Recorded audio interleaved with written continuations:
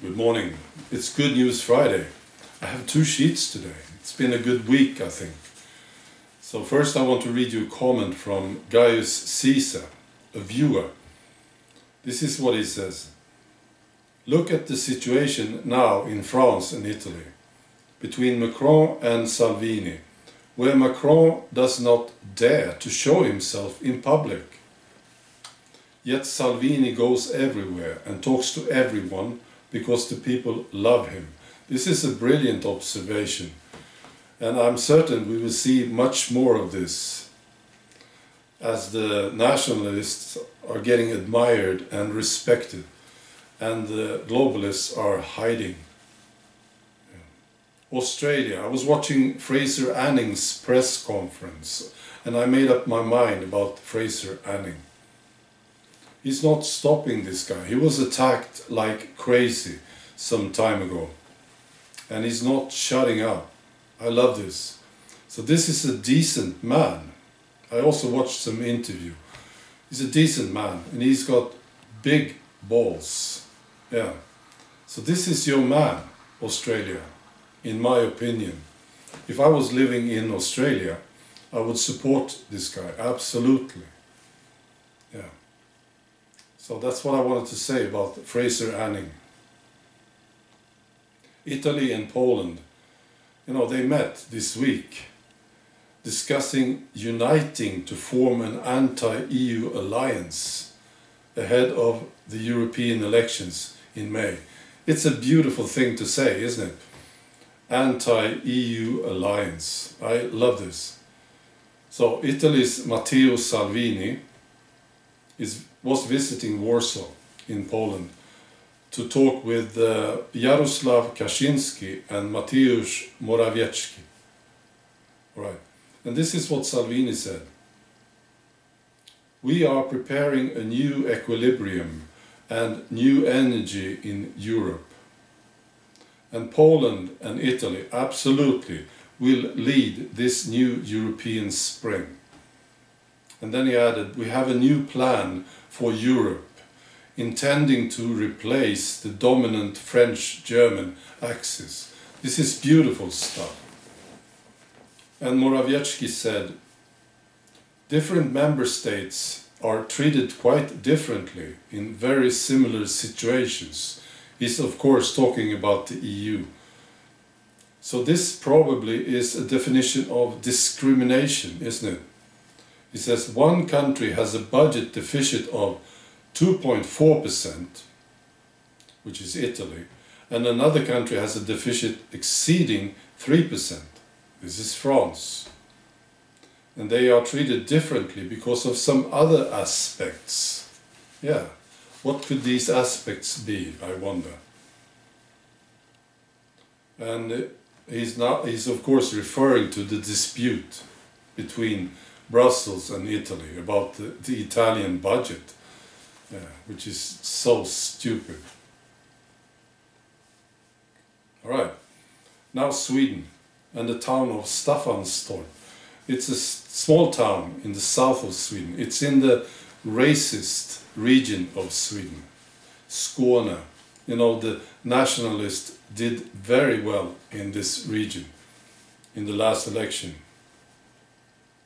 Okay, so according to a proposal that will soon be up for decision, Staffanstorp's schools will no longer offer a meat alternative to those who do not eat pork. Instead, they will eat a vegetarian on the day that pork is on the menu. And this is a statement from the chairman of this town. He says, we cannot, with tax money, take into account various religious dietary requirements. Everything costs, and then you have to prioritize. We prioritize putting the tax money on the core businesses, such as education.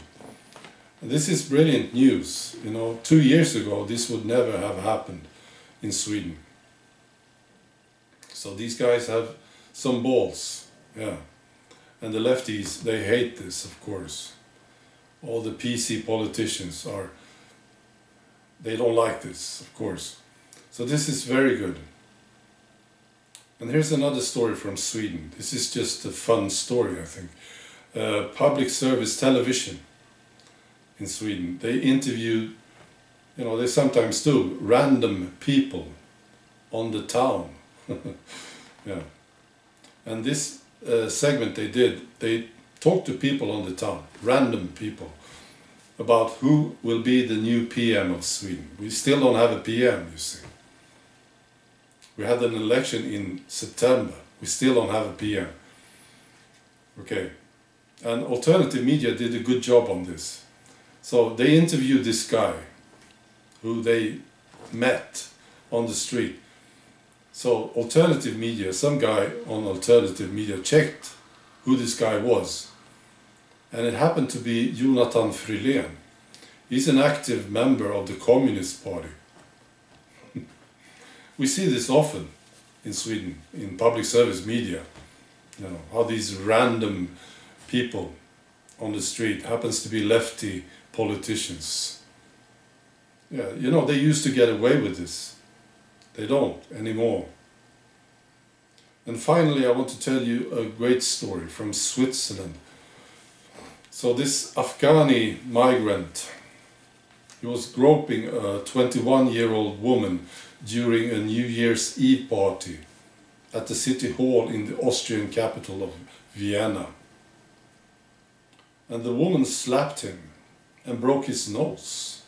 This is great. And now this woman is charged with assault. Yeah. I think I mentioned this story earlier. So I'm repeating myself. That's fine. After the news of the charges against this woman were made public, a wealthy Swiss businessman, Christoph Locher, stepped in with an offer to pay the fine on her behalf. And he added, how could a woman defend herself otherwise if that is not allowed? Local media alleged that the 20-year-old Afghani suspect was part of a migrant gang who were allegedly assaulting women in the crowd during the New Year's Eve celebrations. According to the Vienna police, the Swiss woman reacted angrily. Oh, really? Yeah, she reacted angrily when she was fondled by the migrant. And she smacked him in the face.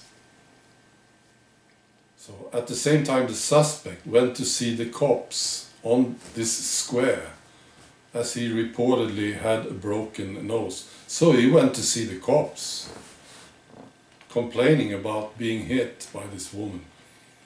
He was taken to hospital to be treated, and the criminal charge for sexual harassment was filed against this guy. I love this story. I wish you a great weekend. Okay, bye.